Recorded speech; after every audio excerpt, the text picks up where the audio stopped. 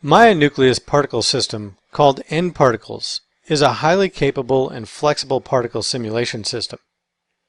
This system is built around the Maya nucleus simulation framework and can be used to create a wide range of particle-based effects, and can even be used with nCloth and nHair objects. Like the standard Maya particles, nParticles can use a number of different types of emitters. Particles can be emitted from the nParticle emitter itself, or from two-dimensional and three-dimensional geometry in the scene. nParticles can also be created manually in the scene, which allows you to build a predefined volume of particles before you perform the simulation. One of the special properties that nParticle has is the ability to create liquid simulation. You could use Maya particles to get something that resembles flowing liquid. However, nParticles can simulate the behavior of a liquid as well as the interaction between multiple liquids. For example, if you want to have water pour from a pitcher into a cup, you can use nParticles to fill the pitcher. The simulation will follow based on the motion of the pitcher as it rotates to pour out liquid. Then, nParticles will fill the cup based on the particular liquid type that you're trying to simulate.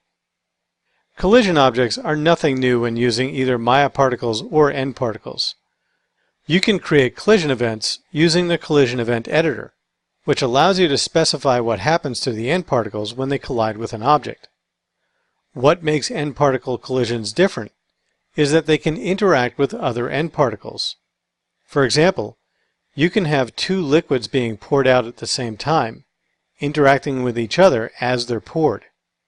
The Maya nucleus simulation framework is based around what is called a solver. Essentially, the solver controls the internal forces that affect all the objects associated with that particular solver. Within a nucleus solver, you can set the gravity value and direction, the air density, wind speed, wind direction, and turbulence within the wind.